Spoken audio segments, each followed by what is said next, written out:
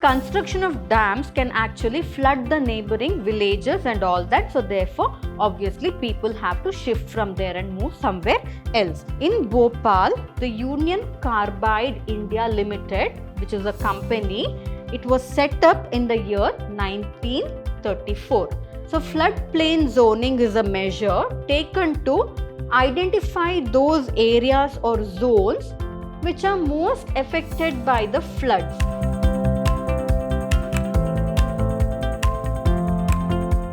Hello everyone, a warm welcome to today's session on Environmental Studies for second semester BCom. I'm Dr. Divya, Environmental Studies faculty, Vidhyaashram First Grade College, Temple of Excellence, MYSURU. So in today's session, let us continue with Unit 7, that is Human Communities and the Environment. So in this session, let us concentrate on reasons for resettlement and rehabilitation.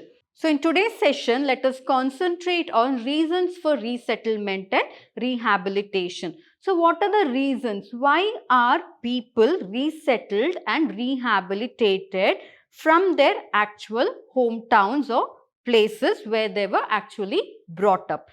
So there are a number of reasons why they are rehabilitated and resettled.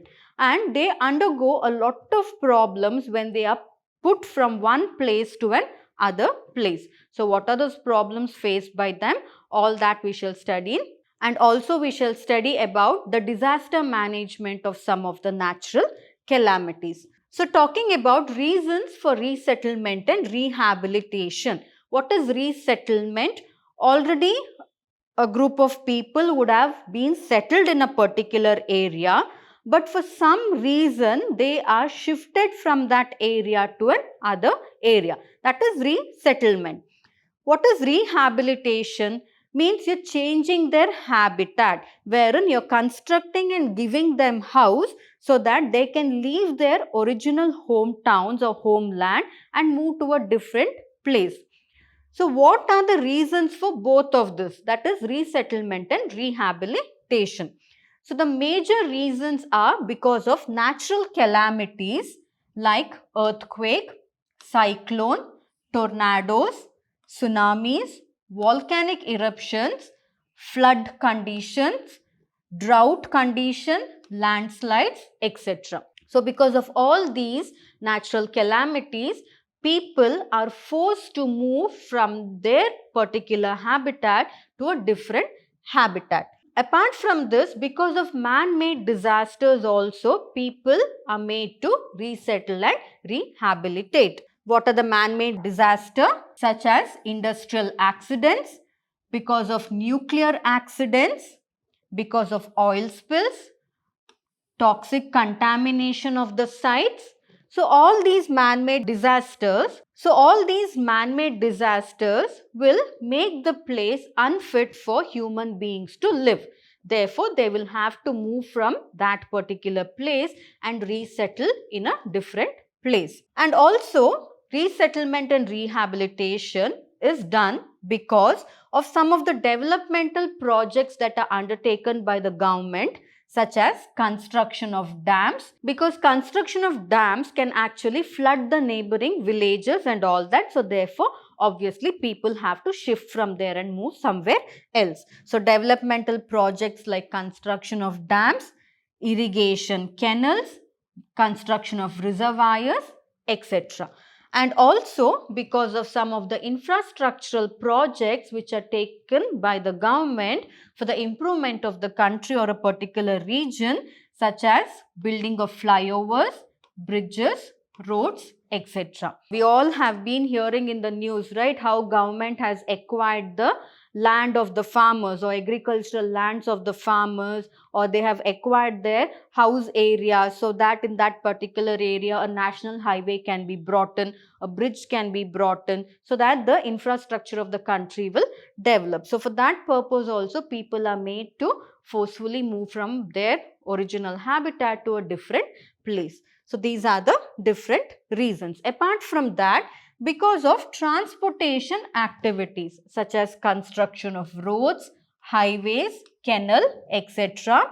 and because of energy related projects, because of construction of power plants, oil exploration related projects, mining activities, construction of pipelines. For all this also a particular land is needed. So if the humans come in between that particular land, or the human settlement is in that particular land, they will be shifted from that land to somewhere else.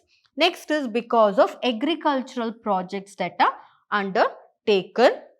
Next is because of projects related to conservation of wildlife. So the best example I can take of is Shivamogga, wherein they wanted to make a tiger project or wanted to convert it into a tiger sanctuary so that tigers could be preserved. So whoever, villagers were living around that particular area, they were forced to leave that area and move and resettle somewhere else because of some of the conservation of wildlife related projects, because of making national parks, sanctuaries, biosphere reserves.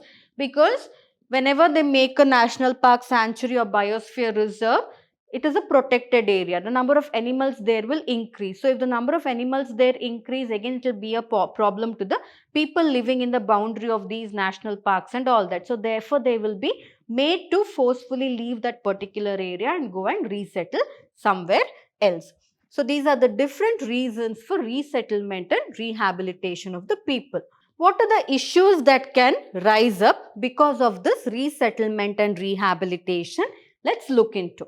First of all, usually the tribal people are the most affected because they will first of all be poor, they'll not have much knowledge, and they can be easily manipulated by the government or the people. So they are the ones who actually suffer a lot. If the person is living above the poverty line, then maybe he can go to some other property which he actually has. But the tribal people's property is nature itself. So if you're shifting them from there and putting them somewhere else, it will lead to a lot of problems, especially in the tribal people. So the resettlement and rehabilitation usually affects the tribal people the most, as their heart and soul lies in the forest, and it is very difficult for them to adjust to the modern world. It is just like how it is very difficult for villagers to adjust to a city life, right? It will take a lot of time. That too, they will not get adjusted, but with lot of pain and hardships, they'll try to adjust. The same thing goes with the tribal people also. They have been brought up in the forest itself. Forest has been their homeland since centuries, many years, right? Now suddenly you take them away from the forest, away from nature, and put them among a crowd of other people. It is a great problem for them to adjust there.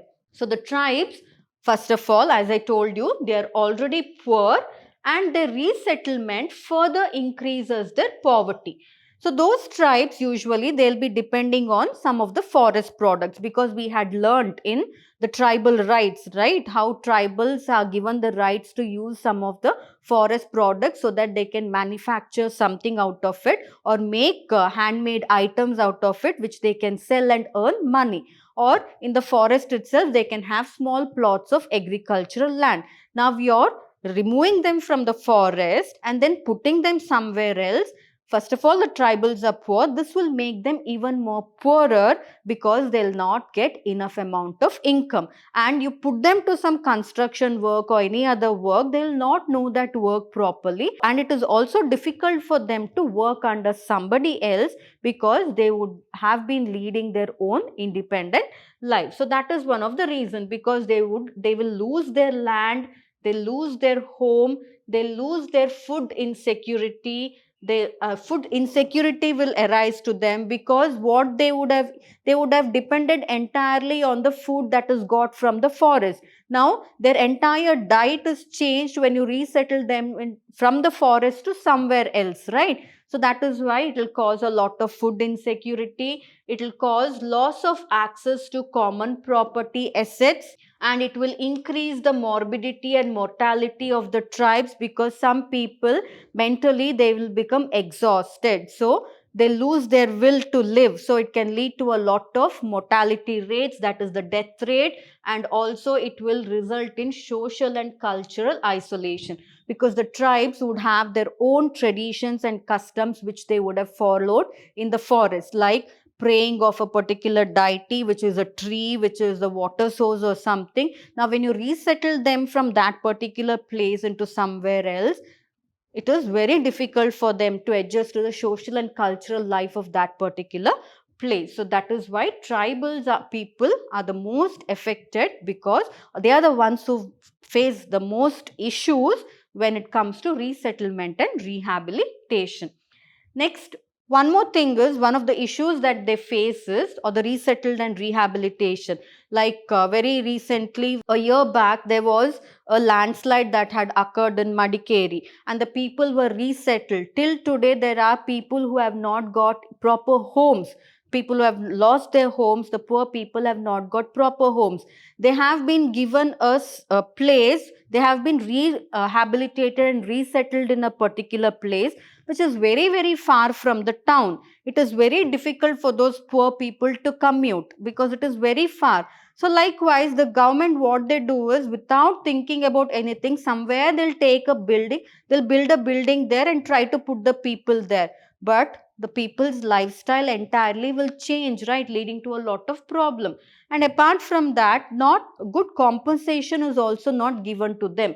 Very little compensation is given for the land that is lost, and also sometimes the compensation that is given is also hindered, or it will take a lot of time, or sometimes what happens, if the officers are corrupt, half of the compensation will go to the pocket, and very little amount that is left out will be given to those people who have been resettled and rehabilitated. So all these meager compensation will cause a lot of problem to the people to resettle and rehabilitate properly. Next, people who have ancestral lands. Now, say for example, a flood has occurred or a drought condition has occurred, or you need to construct a particular building there. So what you do is, the government will try to resettle the people and rehabilitate the people in a different place. So they would have had somewhere, wherever their settlement is there itself they would have had their agricultural fields, that is ancestral properties, which they would have got from their great grandfathers. Like that, they would have acquired it. Now it is very difficult for them to leave that particular ancestral land and go. One is emotional attachment, other thing is income. The income will also be under loss. So that is the reason. So people having ancestral lands where they are used to practice agriculture for their livelihood, they will lose their livelihood, because apart from agriculture, they would not know to do any other work. And forcefully, they will have to abandon these ancestral lands and move to rehabilitation centers, and they will have to abandon agriculture and they will start to build their own livelihood just from scratch. They'll have to learn new techniques, they'll have to adjust to that particular place, and from scratch they will have to build their livelihood again, making them even more poorer. So that is also one of the issues. Next is, the rehabilitation center usually will lack basic facilities, and it will lack some of the basic infrastructures which these people would have enjoyed in their previous regions wherever they were staying. Say for example, I told you that area might have been very close to the town. Now you build a complex for them, or a housing complex for them, very far from the town, and you make them move there for the children to go to school, for people to go to work, even to buy anything small also, to go to the town and buy it. It will be very difficult for them, because they would be accustomed to living in areas near to the town, but you have put them somewhere very far. So that is also one of the reason, because of the lack of basic facilities. Next is lack of nutrition, especially for those who depend on agriculture and forest based products. So some of the people, they usually don't buy anything from outside. They grow their own crops, they grow their own vegetables. For such people, or for example the tribes, They don't buy anything from outside. Whatever is available in the forest, that only they will eat. Now we are putting them somewhere else, their entire diet will change, and therefore it will lead to lack of nutrition in these people, leading to malnutrition, and also it will increase a number of health issues in the rehabilitated and the resettled people. So these are some of the issues that the rehabilitated and resettled people will have to face because of natural calamities, because of infrastructural developments that are undertaken by the government, and so on. So next, talking about a case study. So here this is one of the topic that is given in your syllabus. Case studies on resettlement and rehabilitation of project affected person. So here I have taken a very common case study which most of you all know about it. That is the Bhopal gas tragedy, because this was the biggest gas tragedy that occurred in India. So because of Bhopal gas tragedy, what and all problems people had to face? They had to be resettled, they had to be rehabilitated in a different area. So what are the problems they faced? What exactly happened in Bhopal gas tragedy? All that we shall look into. So you will get a number of case studies in Google itself. So you can just browse. One of the case studies I have just taken and put it here. So Bhopal is actually the capital of Madhya Pradesh, and in Bhopal, the Union Carbide India Limited, which is a company, it was set up in the year 1934. So why was this company set up in Bhopal? So we all know about Green Revolution, right? We have studied about this in one of the sessions of previous units. What is Green Revolution? Green Revolution is nothing but wherein the government of India went in for Green Revolution, wherein they started manufacturing more of chemical fertilizers in order to improve the quality of the crop so that the scarcity of food can be reduced in a country. So that is Green Revolution, wherein a lot of chemical factories, fertilizer factories and all came into existence. It was because of this Green Revolution itself, or to fulfill the demands of the people for agricultural fertilizers and for pesticides as per the Green Revolution in India, in the year 1934, a new factory, that is Union Carbide India Limited factory, was set up in Bhopal. So what was the function of the factory? The main aim of the factory was to produce agricultural chemicals and pesticides. So on the night of December 3rd, 1984, due to water entering the storage tank, there was heavy rains or something had happened wherein the water started entering into the storage tanks of this particular industry. So this entering of the storage tank, actually it entered into the storage tanks which were containing the poisonous gases. So what happened here was, because of the entering of the water, the poisonous gases started to escape from the storage tank and it started to spread over the city. So here the tank got overflowed. So when the overflow of the tank occurred because of the entry of the water into the tank, these chemicals and fertilizers or the harmful gases were there. It spread to the entire city, leaving thousands of dead. People didn't even know what was happening. They actually, when they were sleeping itself, thousands of people died because of inhalation of this poisonous gas that leaked from this particular Union Carbide India Limited factory, which was supposed to manufacture fertilizers and chemicals. So thousands of people died in this particular Bhopal gas tragedy. So apart from that, now that area became polluted. The air became polluted. Can people live there? No. They had to be resettled and rehabilitated to different places, wherein there also they had to face a lot of problems. So if you just go through this Bhopal gas tragedy, you'll get detailed information about it. So I've just given a little information about what actually Bhopal gas tragedy was. So because of the resettlement, they had to face a lot of issues, and apart from that, because of the gas that is inhalation of the gas that leaked, they had a lot of health issues and all that. And though they were resettled, because of the health issues, they could not go to work. They even became even more poorer. So all those problems they had to face. So just go through this Bhopal gas tragedy and you'll get a complete detail about it. So this was one of the awful disasters that had happened in India, in Bhopal, in Madhya Pradesh, because of the Union Carbide India Limited factory, because of their negligence. So this was about Bhopal gas tragedy.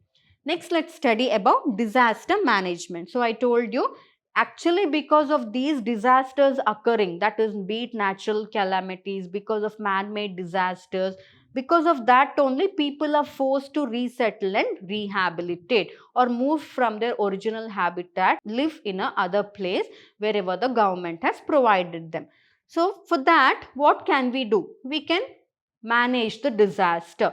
So let's study about disaster management. So disaster management is the stream of effectively preparing, responding and managing the disasters in order to lessen the harm caused by the natural calamities. Disaster management is also a subject which usually art students can pursue. So it is a very interesting subject. So here also you'll have a lot of field works and all that, wherein during disasters what has to be done, all that will be taught to you, so that whenever there is a disaster, for example a landslide, it is the disaster management people who go there to rescue those people. So this is about disaster management. So if we need to avoid unnecessary resettlement and rehabilitation of people, we need to know disaster management. So disaster management, there are natural calamities and how to manage them. It is given in your syllabus. So we'll study about each of them. So first we'll learn about disaster management of floods. So what is flood? Flood usually occurs because of heavy rainfall, wherein the rain will not be able to seep through the ground properly, and therefore it will result in accumulation of the rain on the surface of the soil, leading to flood-like conditions. The best example we can take of is recently Chennai floods that had occurred, and now there are some floods that is ongoing. So here disaster management of floods, how can it be managed? Floods can be managed by flood forecasting, by reduction of runoff, by reducing flood peaks by volume reduction, reducing the levels of the flood, and by floodplain zoning. So each of these we shall study one by one. So how is flood forecasting done in order to manage the flood disaster? So flood forecasting is a method, like how forecasting means prior itself predicting. So say for example, if there is a cyclone, first itself they'll tell the people, okay, this place is going to be affected by the cyclone. Move away from there. Take whatever is necessary so that the people's life will not be lost. So that is about in the case of cyclone. Or weather predicting. Just like that, flood forecasting is also prior itself, people will be notified saying this area is going to be flooded because of the heavy monsoon rains. Please leave the area and go to a rehabilitation center. So this flood forecasting is the method of predicting or estimating the size, the time and the duration of future water levels or water flows based on the precipitation, that is rainfall, based on the characteristics of the river in that particular region, so that we can easily prevent damage to the environment, property and also human life. So prior itself, if people are informed about it, they can move away from that particular place. So that is flood forecasting. So next is reduction of runoff. So runoff water can be reduced by disconnecting or redirecting the downspout. So first itself, if we come to know that flood will occur in that particular place, we can try to prior itself we can make some construction arrangements wherein the floods can be diverted to different places so that the water doesn't get accumulated in the lowlands. So that is what is done in reduction of runoff. So runoff water can be reduced by disconnecting or redirecting the downspout by using rain barrels to capture rain from your roof. So by building huge rain barrels so that whatever heavy rain is falling on the roof, instead of it falling to the ground, it can be collected in these barrels. Or planting a rain garden or planting trees, because trees also reduce water runoff, therefore reduction of flood. Reducing impervious surfaces. So impervious surfaces means, why do you think usually flood occurs in cities, especially Bangalore? Any small rainfall, the city will flood. Why is that? Because nowhere you find soil, everywhere it is pavement, cements only. How will the water seep to the ground? So that is what, and also there will be flyovers which gets blocked, no proper drainage, all that will lead to flooding condition. So that is why reducing impervious surfaces. So keeping the surfaces natural as it is, not building cement, not putting pavements on them, not cementing them, so that water can easily seep into the ground, preventing flooding. Then installing impermeable pavements. So if at all pavement is needed to beautify the city also, install such pavements or use such pavements which will actually allow the water to seep through it. And planting green roof. So green roof with a garden or something, so that those green roofs will absorb water and the water will not run off to the below ground levels. Next is by reducing flood peaks. So flood peaks can be reduced by constructing dams that are capable of holding huge water during flood. What can happen? So heavy water, heavy rain is there, whatever water falls on that particular river or something, that can be stored in the dams. So therefore preventing flood. Next is by constructing ponds, tanks, surface storage structures, etc. By making detention basins such as marshes. Marshes has the largest capacity to hold water. So creating marshes in those particular areas wherever flood is there, or marshy areas. By old quarries. So old quarries, already they would have dug the stone and made it into a hollow area. So therefore such quarries also can become collection centers, therefore preventing flood. And also mines can become collection centers, and they can also be a source of water storage, thereby reducing flood peaks. So this is about reducing flood peaks. Next is by reducing the level of the flood. So the level of the flood can be reduced by diverting the streams or channelizing the streams to direct water canals. So canals are the ones that are constructed by man. So if the streams are directed towards the canal, then excess of water that is falling on the stream enter into the canal and not enter into nearby villages or human settlement. Next, by deepening, widening, straightening, lining and cleaning out vegetation and debris from the river channel. So not just directing the water to the channels is important or canals is important, but any blockage in the canal, that also should be removed. Otherwise, if you are directing water also, the water will not be able to enter into river channels or canals. Next, deepening and widening the river channels, which will increase the flood holding capacity of the river, and also by diverting the flood water into marshes, lakes, then into depressions and spreading it thinly over paddy fields and desert drylands. So towards desert drylands also we can divert the flood. So therefore we prevent flooding. For example, Punjab and Rajasthan are lying nearby. So if there is a flood-like situation in Punjab, that water can be diverted towards the Rajasthan deserts.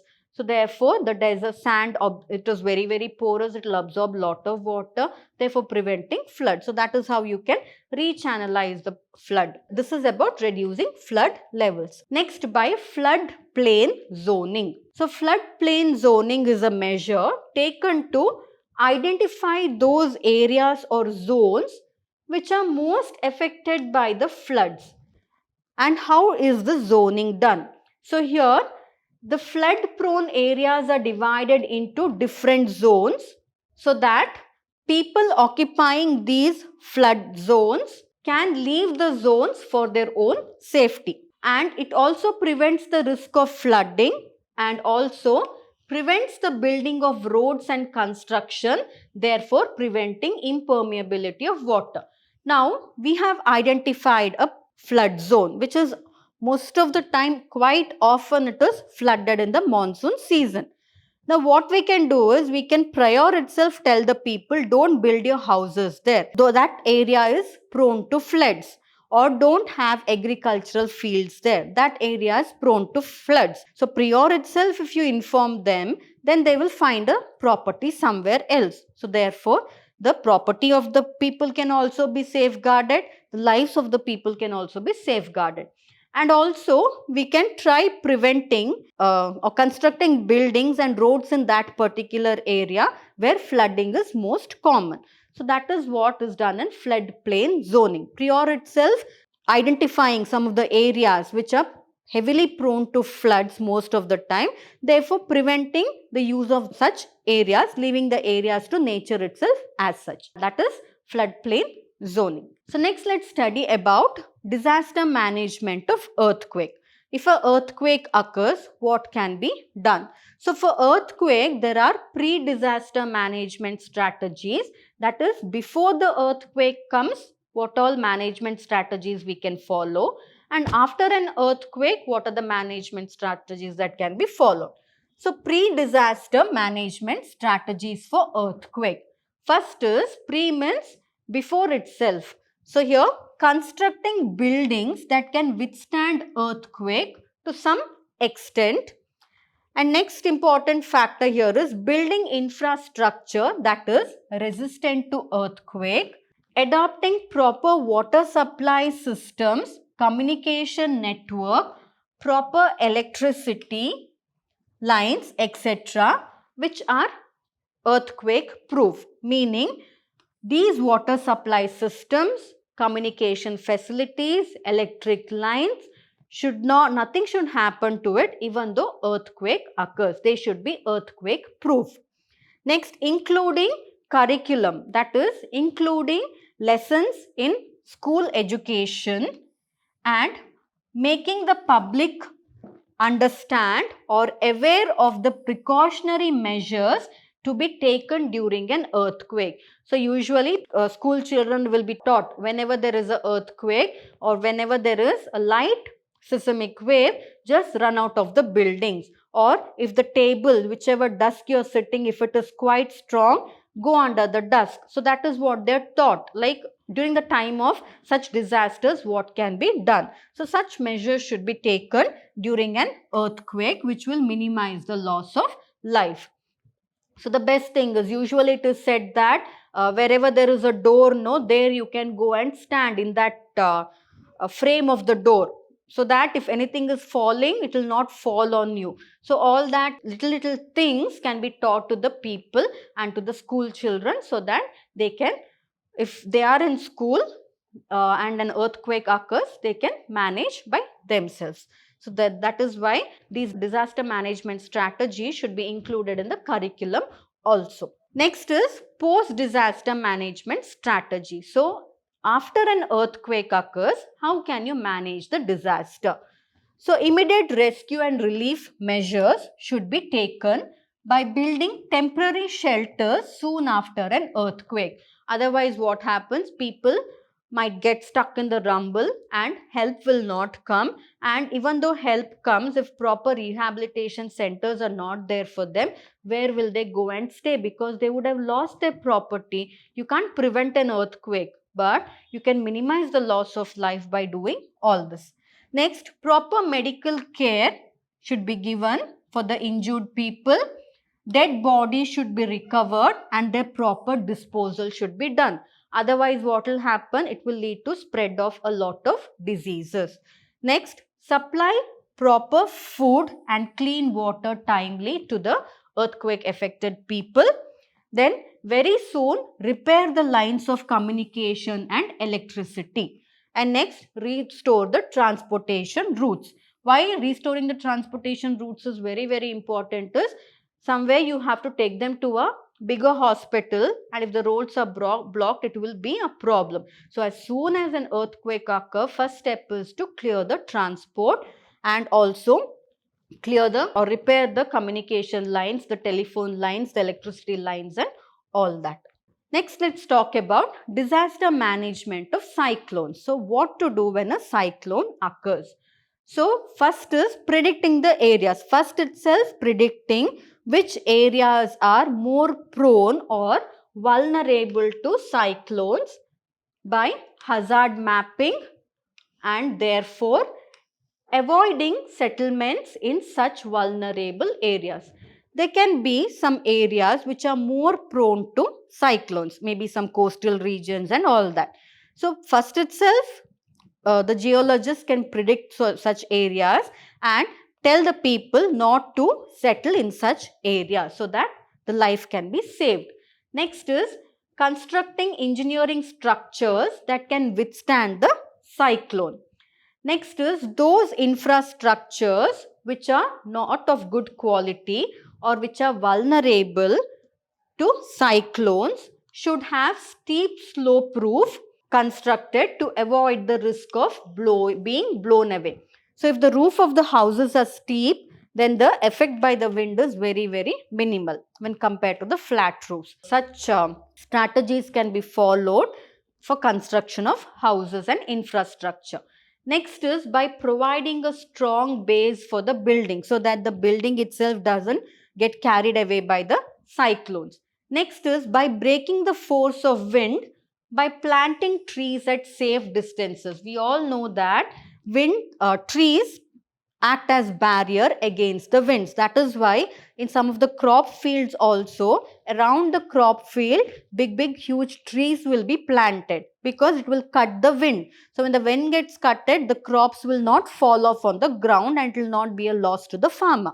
Same strategy can be followed here. Whichever area is prone to a cyclone, far from that human settlement, like a boundary, raise trees so that the trees will cut the velocity of the wind. Next, repairing of shelters before the arrival of cyclones. So, some of the areas which are more prone to cyclones, in the house itself, they'll have underground shelters which would have been damaged because of previous cyclone. So, that underground shelters should be reconstructed before or repaired before another cyclone sets in. And cyclone shelters should be constructed in safe areas by the community people itself or by the government of the regions which are most prone to cyclone. So, sometimes it is not possible for everyone to have their own shelters. So, the government people or that community, somewhere in a safe zone, they can build a very strong, sturdy cyclone shelter so that first itself, if the government say that this area is going to be hit by a cyclone, then the people can move to those shelters very, very fast. Next, proper flood management. So, cyclone can also increase the flood condition because whenever there is a cyclone, heavy rains also tend to come. So, during that time, proper flood management should also be taken care of, as cyclone can bring in heavy rains. And by planting mangrove trees. So, mangroves usually they have good water permeability. They have the capacity to absorb, like sponge, how sponge can absorb water to a larger capacity, right? Just like that, mangrove forest also can absorb too much of moisture, excess of moisture. So, therefore, planting mangroves, trees and increasing public awareness about the measures that can be followed to minimize the loss due to cyclone. So, all this like not constructing heavy, not spending too much on houses, Like you might have seen those areas which are more prone to cyclone, what they'll have very miniature houses, right, with made of cardboard and all that, so that if it flies off also, no problem, they can just rebuild it with a minimal amount. So all that strategies can be followed by the people. Next is disaster management of landslides. So landslides usually occur during the rainy season. So to prevent landslide, here also landslide hazard zonation mapping should be carried out. Wherever there is possibility of landslide, prior itself the geologist should inform the government, so that the government will not give those areas for people to build houses and all that. That can be done. And slopy mountains should be covered by natural vegetation. You might have seen in some of the mountains, deliberately or purposely they'll grow grasses, so that grasses can hold the soil tightly and it can prevent the runoff of the soil from these mountains, therefore preventing landslide. So especially natural vegetation with species that are suitable for that particular area, and also any existing natural grasslands and vegetation on the slopes should be preserved, so that it will hold the soil tight and will not lead to sliding of the soil or the land. Next is detailed study of the region should be prior itself undertaken before carrying out any developmental activity in those regions, such as constructing roads, irrigation canals, etc. Even though slopes are suitable for constructing purposes, building setup should not be constructed in the slopes, as it can block the pathway of the natural water flow, because slopes usually is meant for flow of water. Now there itself, if you start constructing houses and all that, you yourself are blocking the so that is movement of water. Therefore when the water comes gushing from the slope, it will result in sliding of the land. So all that should be avoided. Next is avoid settlements in areas or building houses in areas which are prone to landslides. Next is strictly prohibit construction of buildings in areas beyond a certain degree slope. So with slight slope, their buildings can be built, but very steep slope or a certain degree of slope which is mentioned by the geologist, such areas should be avoided in order to avoid landslide. So this was about the session wherein we learnt about the rehabilitation and resettlement, what are the reasons for it, and what issues people face during rehabilitation and resettlement.